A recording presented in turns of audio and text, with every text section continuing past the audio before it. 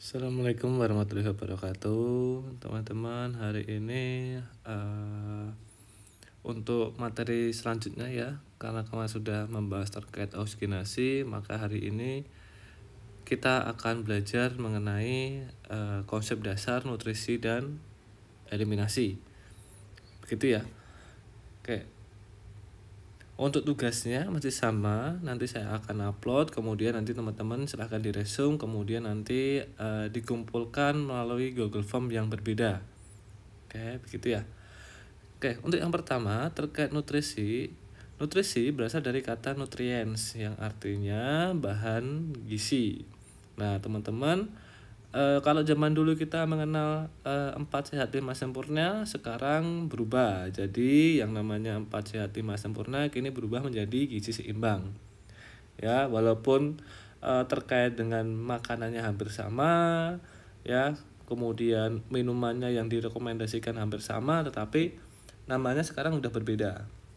Ya, bukan lagi 4 sehat 5 sempurna tetapi gizi seimbang.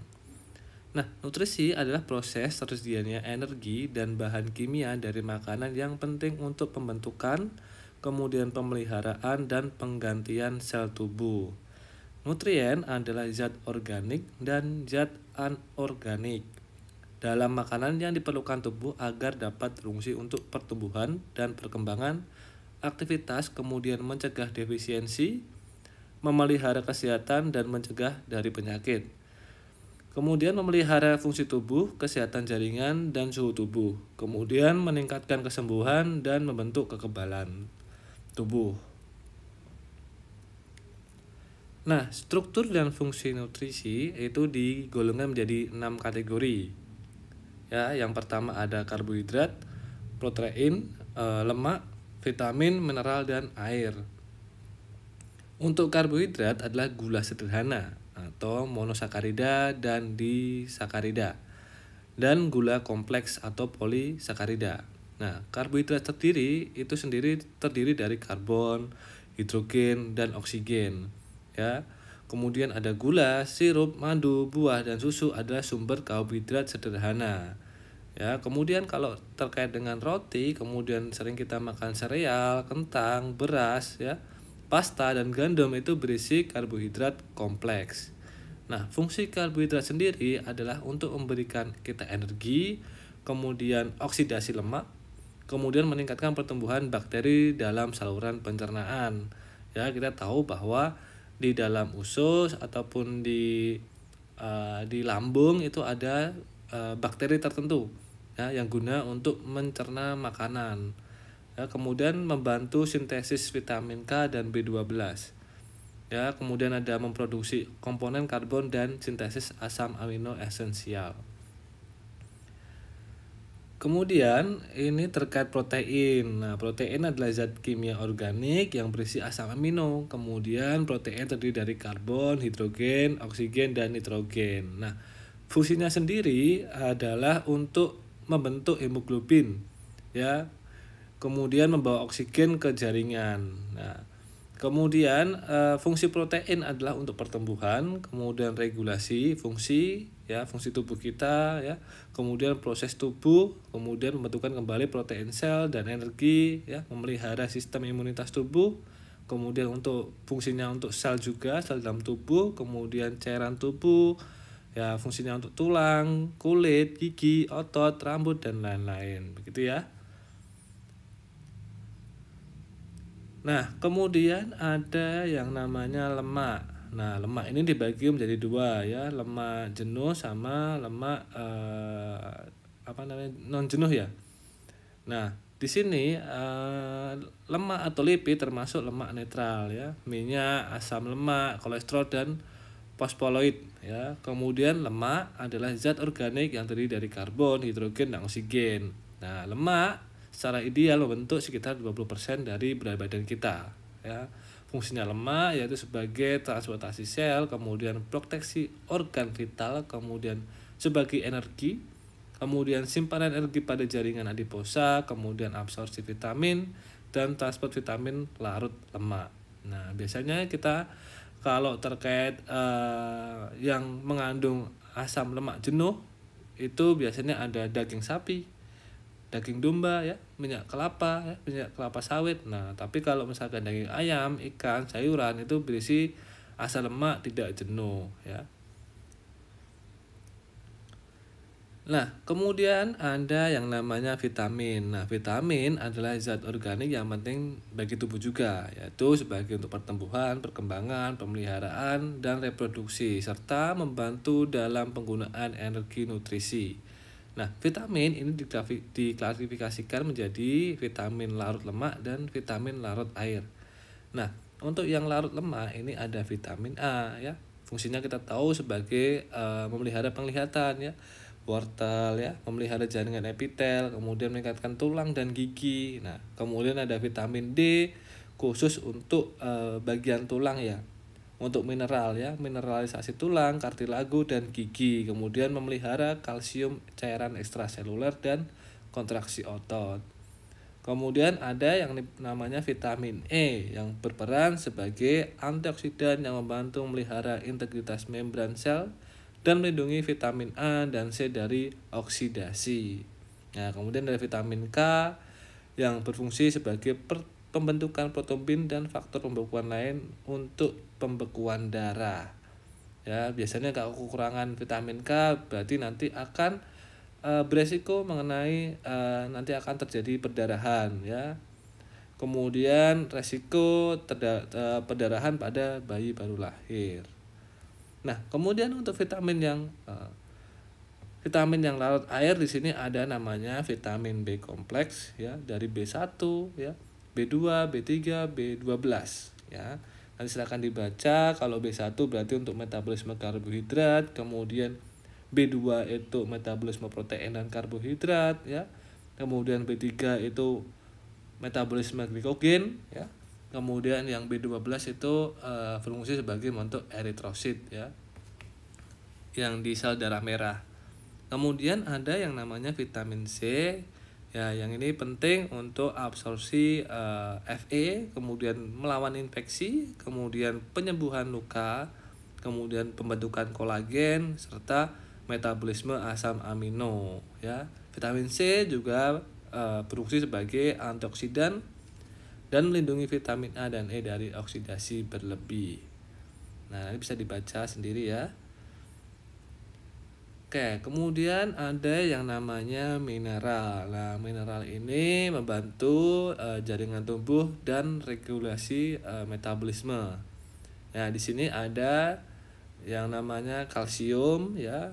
Ya, di sini fungsinya nih untuk memelihara tulang dan gigi, pembekuan darah ya, transmisi saraf. Nah, kemudian ada yang namanya magnesium ya, yang berfungsi juga untuk pembentukan tulang ya, kemudian relaksasi otot dan sintesis protein. Ya, biasanya kalau orang pasien dengan tanda kekurangan magnesium adalah pasien gagal ginjal. Ya, kemudian sering adanya tremor akibat kejang ya. Kemudian di sini ada yang namanya sodium ya, kemudian ada potasium, fosfor, zat besi ya, kemudian iodin ya, kemudian ada zinc dan air. Nah, nanti bisa dibaca, bisa di-pause dulu untuk bisa dibaca apa pengertiannya. Kemudian nanti kalau mau di-resume ya di-pause dulu nggak apa-apa, gitu ya.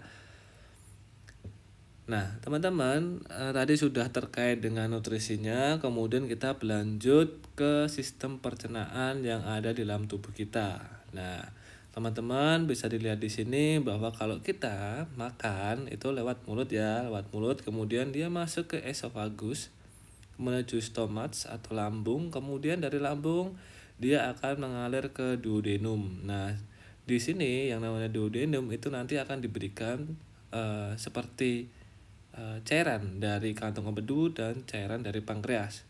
Kemudian dia akan masuk ke usus halus ya, dari usus halus kemudian dia masuk ke sini ya, ke usus besar ya, kemudian dia masuk ke area rektum, kemudian dikeluarkan melalui anus. Nah, teman-teman bisa dilihat di sini, kita tahu bahwa besok terkait dengan teman-teman pernah mendengar penyakit usus buntu. Nah, usus buntu itu di appendiknya. Jadi teman kalau bisa dilihat Nih, kalau bisa dilihat usus buntu ini di sini. Jadi ketika ada kasus usus buntu itu makanannya akan menyisa di sini. Makanannya itu akan membusuk di sini di appendiknya.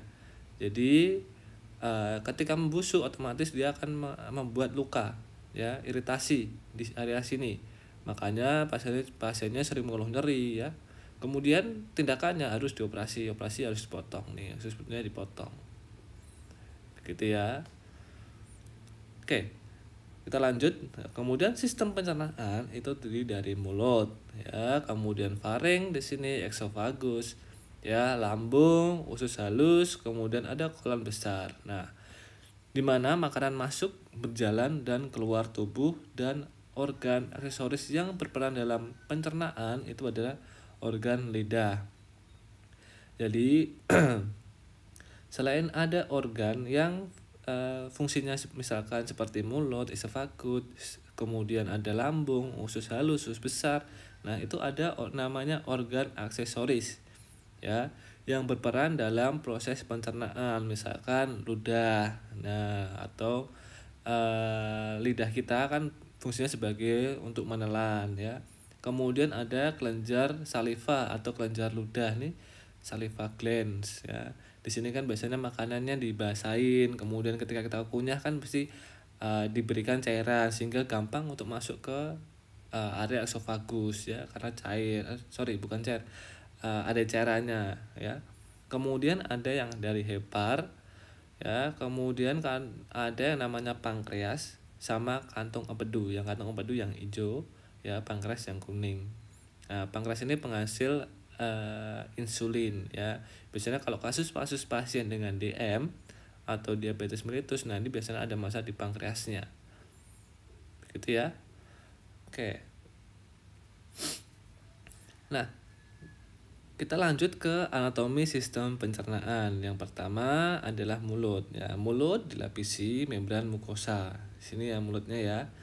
Ini mulut, kalau di sini area hidung, ya. Sebentar. Nah, ini mulut, area mulut. Nah, kalau di sini area hidung, ya. Kemudian lidah terdiri dari otot bertulang dan dilapisi membran mukosa, ya. Kemudian papila merupakan permukaan lidah yang mengandung ujung perasa. Nah, biasanya kita sering tuh makan rasanya manis, asam, pahit. Nah, itu dari papilanya. Kemudian kelenjar saliva berada di sublingual. Nah, sini. Nih. Kemudian ini, nah nih, sublingual mengeluarkan saliva yang mengandung cairan dan enzim, ya. Kemudian mengunyah, mengurangi ukuran makanan dan mencampur makanan dengan saliva. Nah, jadi air liur kita dari sini. Nih, di sini, dari sini. Itu ya. Kemudian dari mulut kita lanjut ke area faring. Nah, faring terdiri dari otot yang dilapisi oleh membran mukosa. Nah, ini faring ya di area sini, ya. Oke, kemudian makanan dan udara berjalan melewati struktur ini. Nah, sebelum mencapai saluran keluar yang tepat, epiglottis, nah yang sini, untuk makanan dan trakea itu dipisahkan. Jadi nanti epiglottisnya ketika ada makanan yang masuk, nah trakea di sini itu adalah untuk saluran pernafasan. Kemudian kalau esofagus dia arahnya menuju ke lambung atau organ pencernaan. Nah, jadi untuk memisahkan antara udara dan makanan nanti epiglottisnya dia akan turun ke sini. Ya. Jadi makanannya bisa masuk. Ya. Makanannya, minumannya itu tidak sampai dia ke arah paru-paru. Nah, kalau ke arah paru-paru bahaya. Kan paru-paru nggak boleh ada makanan, nggak boleh benda asing, nggak boleh karena nanti bisa buat sesek pasien. Nah, kenapa kalau kita misalkan ada sesuatu yang mengganjal, ya, kurang enak, berarti kan nggak bisa tuh makanan sama air nggak boleh masuk ke area paru-paru. Nah, kita belajar kemarin terkait dengan paru-paru. Nah, itu bisa dibayangkan kembali, ya, ketika ada benda asing atau organ atau misalkan benda asing masuk ke dalam paru-paru. Nah, epiglottis menutup jalan nafas selama menelan, ya. Kemudian esofagus, ya, yang dilapisi membran mukosa dan mendorong makanan dari mulut ke lambung. Jadi ini dia akan mendorong. Di sini ada pergerakan seperti peristaltik, di mana nanti makanannya akan istilahnya didorong untuk masuk ke lambung, gitu ya. Nah, lambung dilapisi membran mukosa dan mempunyai lapisan otot dan lapisan luar fibroserous. Nah, kita lanjut ya nanti ya. Nah, kemudian setelah dari stomas atau lambung itu nanti akan mengarah ke usus halus. Nah, usus halus mempunyai lapisan mukosa, 2 lapisan otot, dan lapisan luar peritoneal visceral. Nah, usus halus terdiri dari duodenum, jejunum, dan ileum. Jadi besok teman-teman kalau belajar anatomi terkait usus berarti harus tahu, karena di sini sudah saya jelaskan. Ya, paling tidak sudah mengenal lah ya. Jadi kalau usus itu dibagi menjadi 3 usus halus ya. Yang namanya ada yang pertama duodenum. Ya, duodenum itu di areanya setelah dari lambung dia yang warnanya biru. Nah, ini itu namanya duodenum. Kemudian yang namanya jejunum itu yang di atas, yang sini. Kemudian yang ileum itu yang di sini, yang di bawah. Jadi dibagi menjadi 3 bagian ya. Kemudian kalau kolon atau usus besar itu mempunyai lapisan mukosa ya, 2 lapisan otot, dan lebih dari beberapa bagian itu terdapat lapisan luar peritoneal visceral. Nah, untuk kolon sendiri itu terdiri dari cecum, kemudian ada kolom ascendens, transversum sama descendens. Kemudian sigmoid dan area rectum. Ya, kemudian nah nih, kalau yang di sini namanya tadi usus halus ya. Kemudian kalau yang sini yang merah itu ada usus besar. Nah, usus besar sendiri itu dibagi menjadi pertama yaitu pada cecum ya. Kemudian ada yang namanya ascendens ya, kemudian yang namanya transversum yang di tengah, yang di atas, kemudian ada yang namanya descendens, kemudian sigmoid, dan terakhir adalah rectum. Kemudian di bawah sini ada anus ya. Oke. Nah, ini bisa dilihat, nanti bisa di-pause dan dipelajari gitu ya. Kemudian ada yang namanya organ aksesori. Seperti yang saya katakan tadi, di sini ada yang namanya kantung empedu, kemudian ada liver, hati, kemudian ada yang namanya pankreas. Nah, ini dua organ ya. Organ aksesori berada di luar sisi saluran gastrointestinal, tetapi sekresinya atau caranya itu dikeluarkan melalui ductus ya. Empedu yang dihasilkan oleh hepar atau hati ya, melalui ductus hepatik. Nah, ini melalui ductus hepatik ya di sini ya. Dan ductus kistik ke kantung empedu. Nah, kemudian ductus empedu membawa empedu ke duodenum. Nah, ini duodenum tadi, usus halus tadi yang bagian pertama dekat dengan lambung, ya. Kemudian enzim pankreas yang di sini itu juga dibawa ke duodenum melalui ductus pankreatik. Nah, ini namanya ductus pankreatik ya di sini. Ya, ini pankreas yang kuning, yang kemudian yang hijau itu ada kantung empedu. Gitu ya. Oke, nah fungsi sistem pencernaan itu ya ada 3. Yang pertama adalah mencerna. Jadi proses memecah makanan oleh tubuh untuk pertumbuhan ya, perkembangan, penyembuhan, dan pencegahan penyakit. Nah, mencerna sendiri itu dibagi menjadi 2. Ya, ada yang namanya mekanik, ya, proses mekanik sama proses kimia.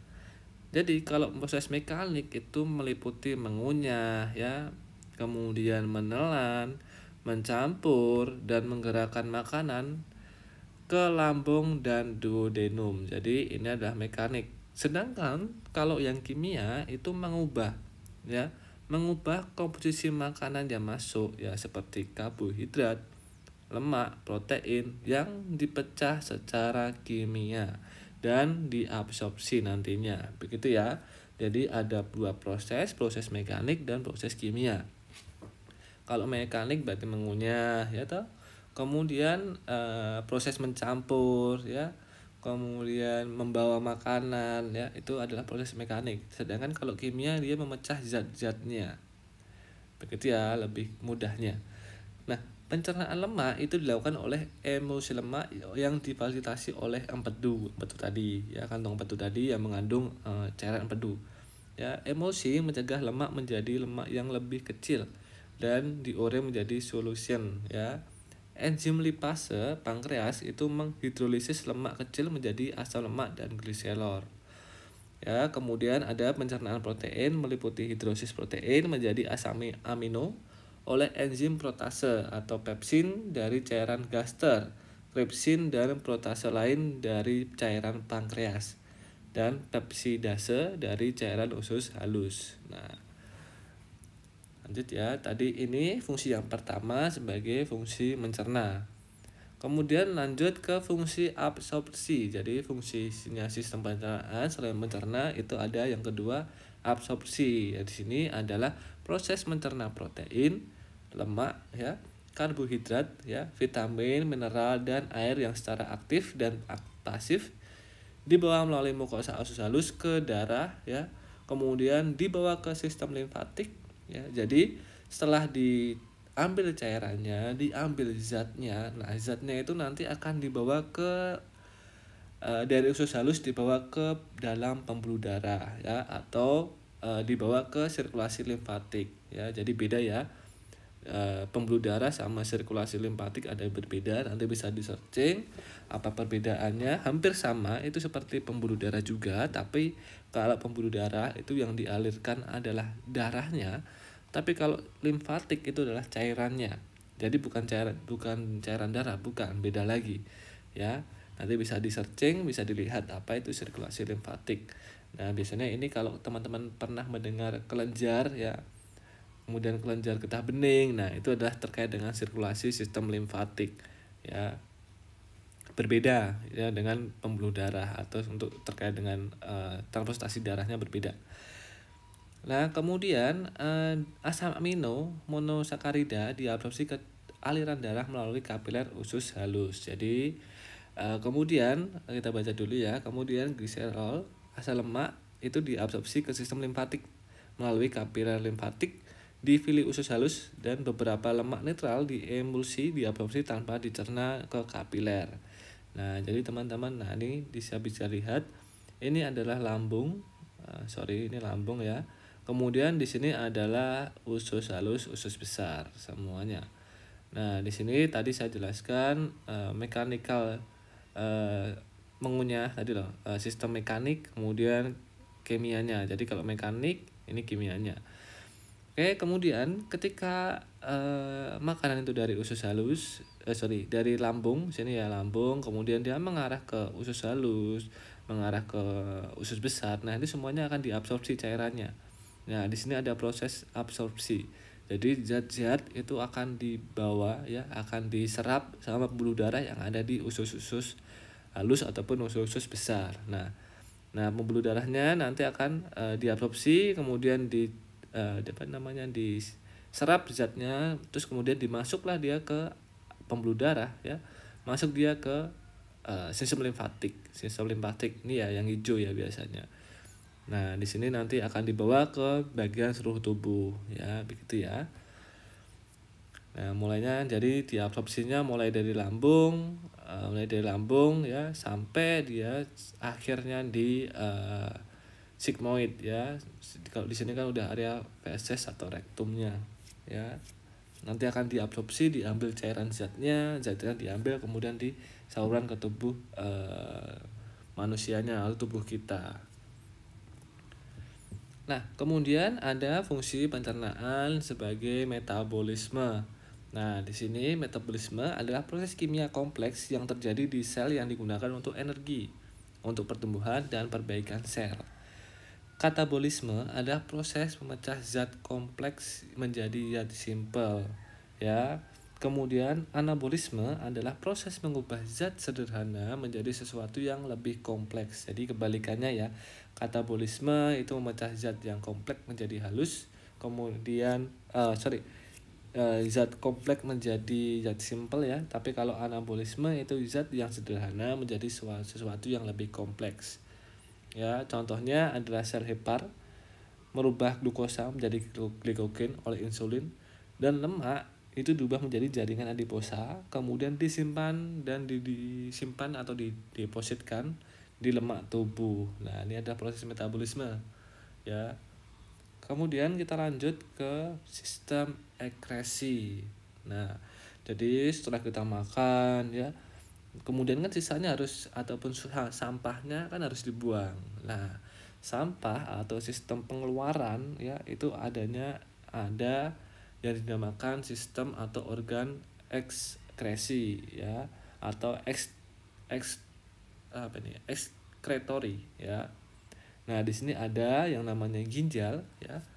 Kemudian ada kelenjar keringat, kemudian kulit, paru-paru dan usus. Nah, untuk mengeluarkan produk pembuangan dari tubuh. Jadi ada organ itu ya untuk mengeluarkan produk pembuangan dari tubuh. Yang dikeluarkan itu biasanya ada air ya, toksin ya, kemudian garam dan nitrogen diekskresikan melalui ginjal, kulit dan kelenjar keringat. Jadi air ya, toksin, terus kemudian garam dan nitrogen itu dikeluarkan tuh dari ginjal, kulit dan kelenjar keringat. Kemudian karbon dioksida dan air itu juga diekskresikan melalui paru-paru. Kemudian pembuangan pencernaan itu diekskresikan melalui usus dan rektum. Jadi gitu ya. Jadi ada sistem pencernaan kita itu ada organ yang dikhususkan untuk mengeluarkan produk atau zat yang sudah tidak dipakai oleh tubuh ya. Kemudian kita lanjut. Nah, ini adalah kebutuhan nutrisi ya. Di sini untuk bayi usia 0 sampai 12 bulan itu membutuhkan hanya ASI saja, ASI eksklusif. Kemudian kalau kalori kita hitung ya cuma 100 sampai 20 kalori kilogram per hari. Cairannya 140 sampai 60 mg per hari. Nah, kemudian untuk masa anak-anak atau toddler itu kebutuhannya seperti ini. 1 tahun itu 100 kalori per hari, kilokalori. Kalau 3 tahun itu 300 sampai 500 kilokalori per hari. Nah, itu bisa dicatat ya, boleh. Nah, di sini untuk usia 6 sampai 12 tahun. Kemudian di sini untuk area kebutuhan orang dewasa yang bekerja ya, dalam keadaan bekerja. Nah, jadi kalau pekerjaannya ringan, kita biasanya menggunakan ini. Kalau sedang ya ini, kemudian berat ya ini. Begitu ya, ini adalah laki-laki perempuan. Jadi laki-laki perempuan. Gitu ya. Kemudian juga ada kebutuhan untuk ibu hamil dan ibu menyusui. Nah, ini bisa dilihat ya. Ini rekomendasinya ya. Oke, saya rasa bisa di screenshot ataupun bisa dicatat. Gitu ya. Nah, faktor-faktor yang mempengaruhi pola diet yang pertama adalah status kesehatan, di mana di sini terkait dengan status kesehatan pasien. Ya, misalkan kesehatannya bagaimana, bagus atau tidak, misalkan mempunyai misalkan ada nggak gangguan misalkan DM, kemudian hipertensi ya, penyakit khusus di area ginjalnya atau di area sistem pencernaannya. Nah, itu dilihat gimana status kesehatan dari pasiennya ya. Misalkan kalau pasien dengan hipertensi, otomatis faktor-faktor mempengaruhi pola diet berarti harus makanannya harus rendah garam ya. Pasien hipertensi nggak boleh makan terlalu banyak garam. Pasien gagal ginjal nggak boleh makan terlalu banyak garam ya. Kemudian pasien DM nggak boleh makan yang terlalu manis-manis ya, dijaga makanannya. Nah, ini adalah faktor-faktor yang mempengaruhi pola diet.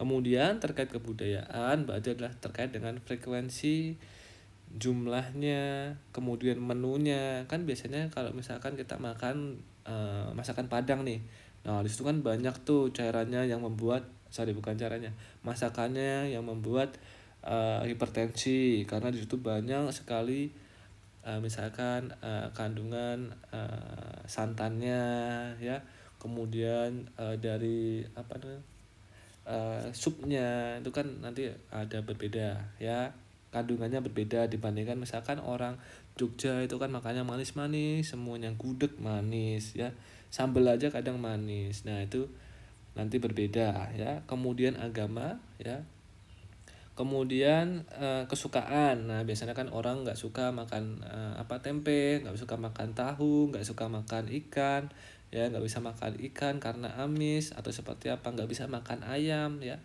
Nah, itu biasanya berbeda, berpengaruh juga. Kemudian sikap dan emosi biasanya terkait dengan misalkan sikapnya kita misalkan terkait dengan makanannya. Jadi suka tidak, kemudian kadang kita kalau misalkan lagi sifatnya ya lagi nggak mood, otomatis juga akan mempengaruhi pola makan juga.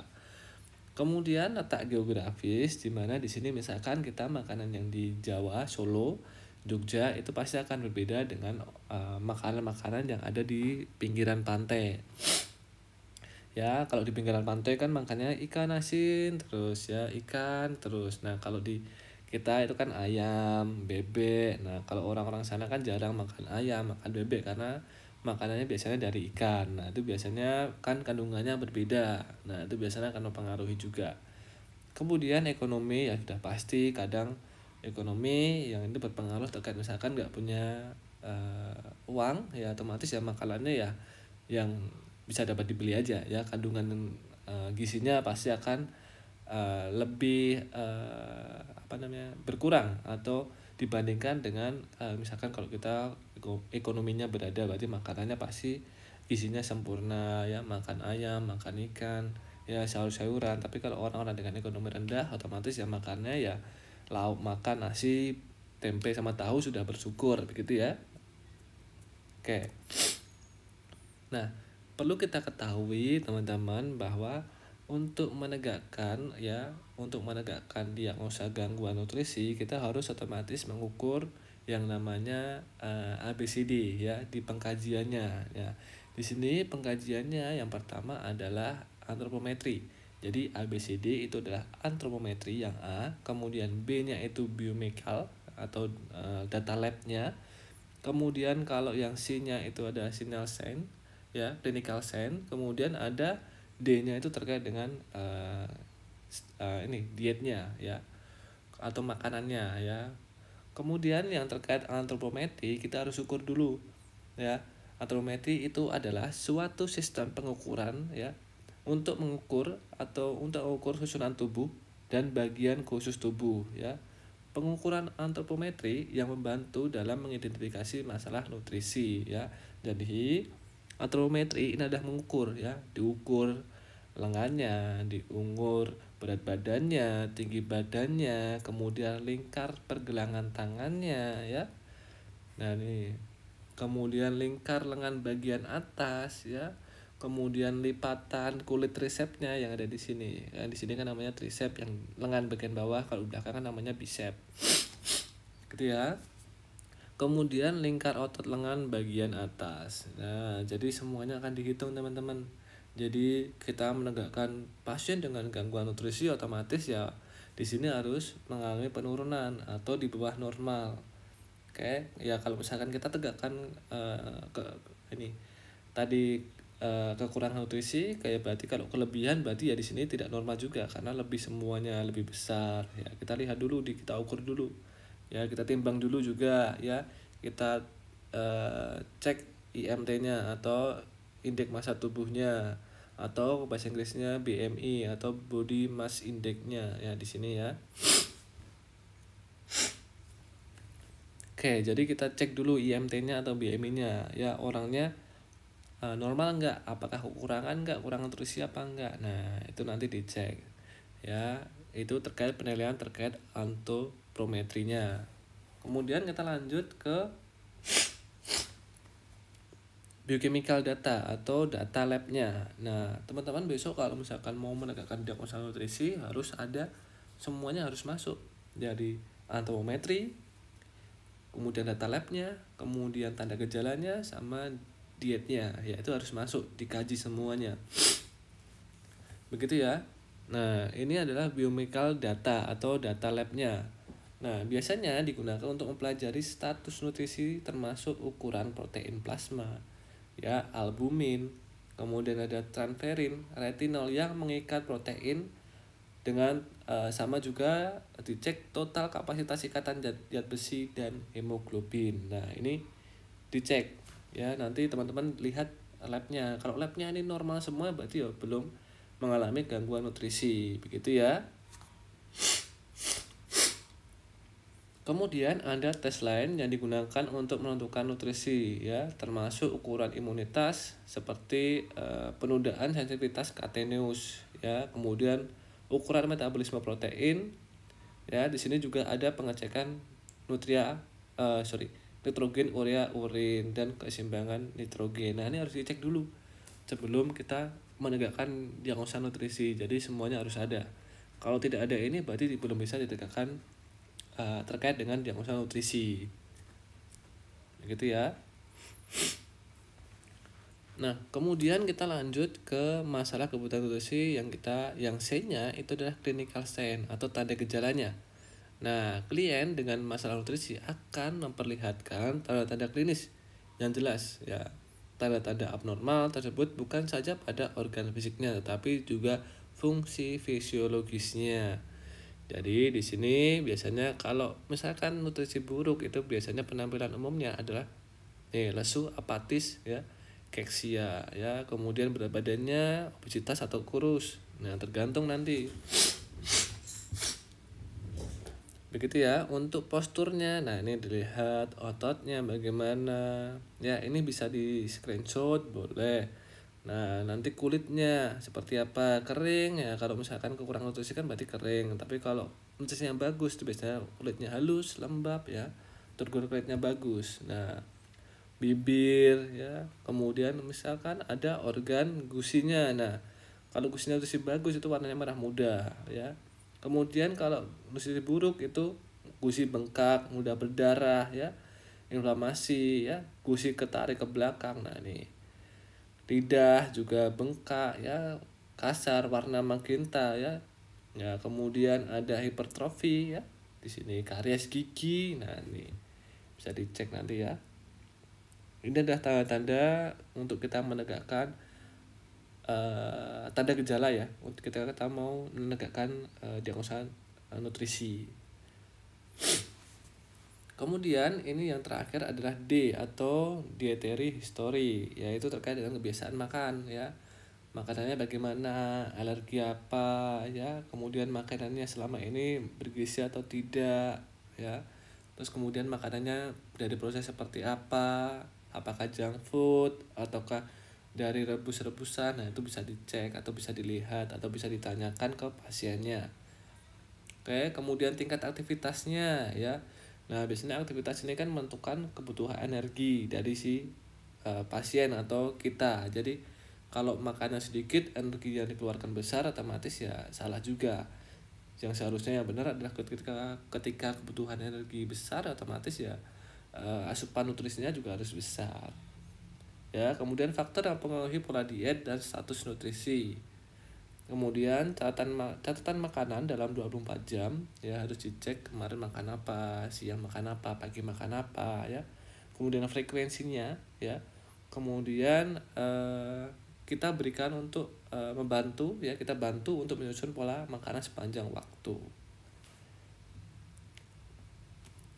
Nah, ini adalah manifestasi perubahan nutrisi ya. Jadi BMI atau body mass index-nya di sini ada namanya di bawah ya.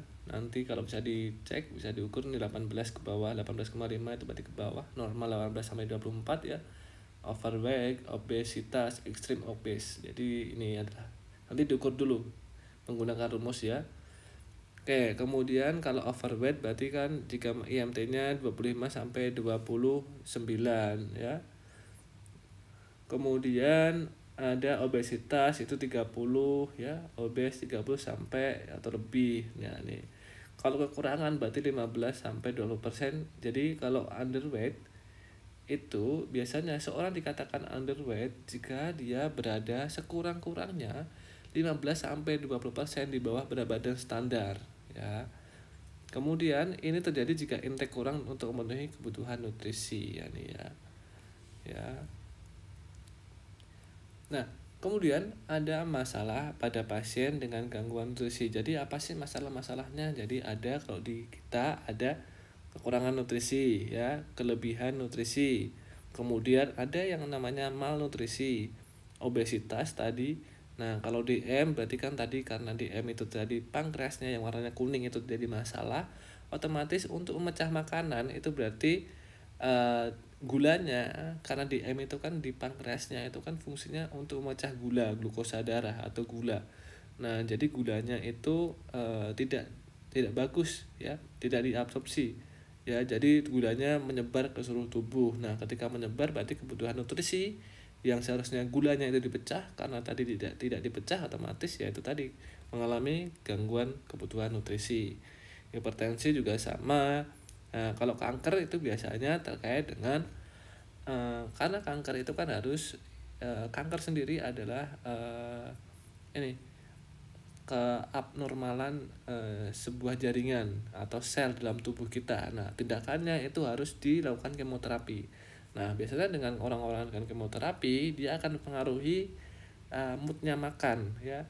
Kadang dari moodnya terganggu, kemudian dari rasanya, rasa makanannya itu rasanya hambar, kemudian mengalami anoreksia atau biasanya itu susah makan ya, malas untuk makan ya. Nah, itu biasanya akan mempengaruhi pada kebutuhan nutrisinya.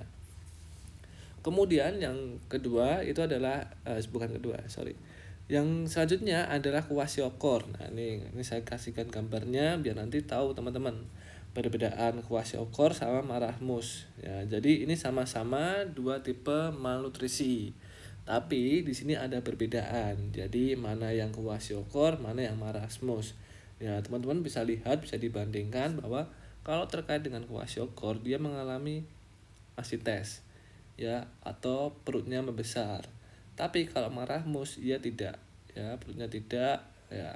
Kemudian dia mengalami loss of muscle mass. Jadi kehilangan massa otot ya. Ya, kemudian rambutnya hampir sama. Yang bedanya adalah wajahnya. Di sini adalah wajah moon face, kalau di sini adalah simian face ya, beda. Wajahnya berbeda. Nah, di sini adalah nanti teman-teman bisa lihat ini kwashiorkor sama ini marasmus, begitu ya.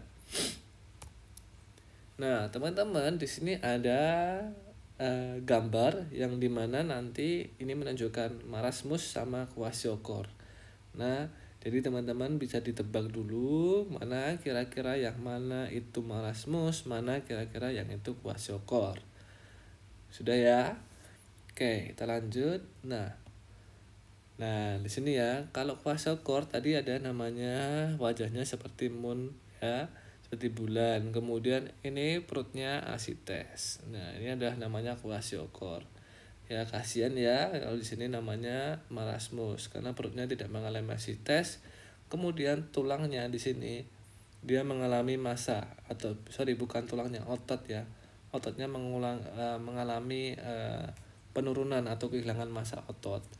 Nah, di sini adalah pada pasien kanker, pada anak pasien kanker. Nah, biasanya di sini karena tadi efek dari obat kemoterapinya dia mempengaruhi sel ataupun sel dalam tubuh pasien, sehingga bisa saja selnya ini terganggu, sama juga mempengaruhi pola makannya tadi. Dia kadang lidahnya nggak enak buat makan ya, moodnya terganggu ya, nggak mau makan. Nah, biasanya akan mempengaruhi nutrisi dari si pasiennya.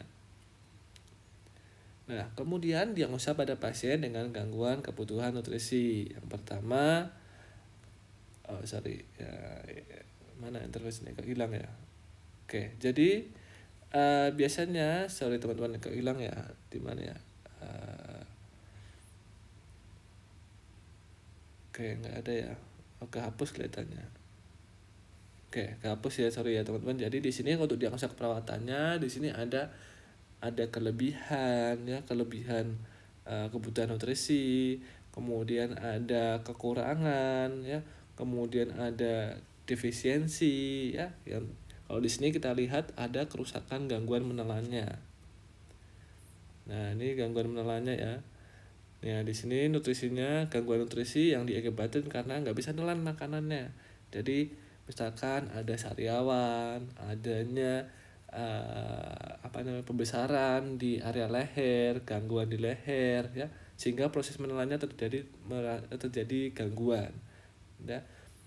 Kerusakan atau gangguan menelan adalah mekanisme fungsi menelan abnormal berhubungan dengan defisit struktur dan fungsi oral ya, faring dan eksofagus. Jadi sudah tadi teman-teman sudah saya jelaskan ya, faring sama eksofagus. Nah, biasanya berkaitan dengan kerusakan neuromuskular atau sarafnya terganggu ya, kemudian ada edema ya, kemudian di situ ada yang namanya dipasang alat bantu nafas yang namanya tracheostomi ya, kemudian adanya tumor ya, kemudian kelelahan ya, kemudian kurang semangat ya, kemudian rongga orofaring mengalami infeksi ya, kemudian kesadaran berkurang ya. Nah, ini ada diagnosanya yang berhubungan dengan nutrisi ya, selain tadi yang sebutkan kelebihan nutrisi, kekurangan nutrisi. Nah, sorry ya sudah karena kehapus tadi. Oke.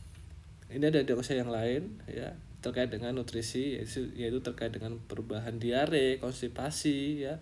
Kemudian ada defisit self care ya, resiko infeksi ya, penyembuhan luka, integritas kulit, defisit volume cairan. Nah, di sini ada diagnosa yang terkait dengan gangguan nutrisi.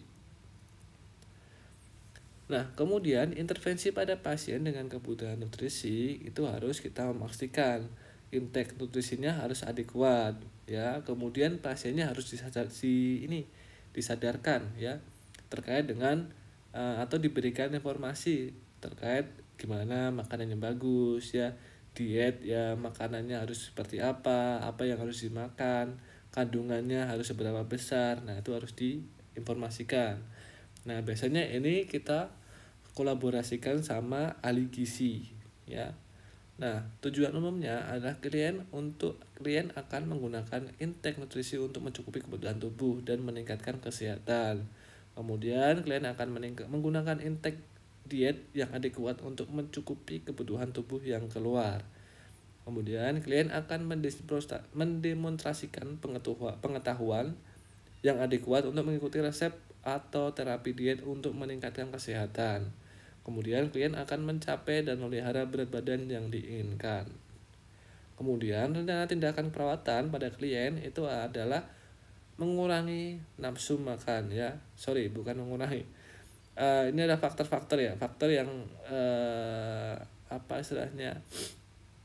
Ini bukan mengurangi tapi harus menambah nafsu makan ya. Kalau mengurangi itu misalkan pada kasus yang kelebihan nutrisi ya, boleh mengurangi nafsu makanan boleh. Tapi kalau misalkan itu kekurangan berarti harus meningkatkan nafsu makan ya. Berarti kita tahu tadi ada untuk terkait nutrisi berarti ada yang kurang, ada yang lebih ya. Kalau lebih ya berarti harus dikurangin, kalau yang kurang harus dilebihkan ya.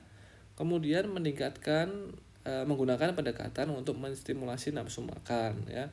Kemudian mengkaji klien untuk kebutuhan agen farmakologi yang menstimulasi nafsu makan atau mengatur gejala yang mengurangi nafsu makan. Jadi kan biasanya kalau anak-anak kecil itu susah makan kan dikasih ini obat untuk nafsu makan begitu ya. Nah, itu. Kemudian ada intervensi pada pasien dengan gangguan kebutuhan tubuh. Nah, kita harus intervensinya yang pertama itu harus menstimulasi nafsu makan dulu. Ya, kita rangsang dulu biar pasiennya mau makan ya. Kita iming-imingin dulu ya. Jadi kita biasanya terkait adaptasi lingkungan itu biasanya kita berikan suasana yang bersih, yang nyaman ya, yang rileks ya, yang istilahnya mood untuk membangkitkan nafsu makan. Kemudian konsultasi ke ahli gizi ya. Kemudian menentukan diet khusus dan pilihan makanan. Jadi makannya harus ditentukan. Ya, misalkan sama-sama mengandung vitamin A ya dari wortel atau dari bahan makanan yang lain. Nah, nanti terserah pasiennya mau makan wortel atau makan buah-buahan yang lain ya. Kemudian konseling klien dan keluarga. Nah, ini biasanya terkait pada anak-anak atau orang tua yang sudah susah makan. Nah, jadi konseling dari keluarga sama pasien dikasih tahu makanan, konsul ke ahli gizi ya atau dokter gizi, nanti bisa. Jadi diberikan nanti makanan seperti apa. Kemudian terapi diet dalam manajemen penyakit. Nah, biasanya seperti yang saya katakan tadi, misalkan pasien gagal ginjal, pasien hipertensi itu garamnya dikurangin ya.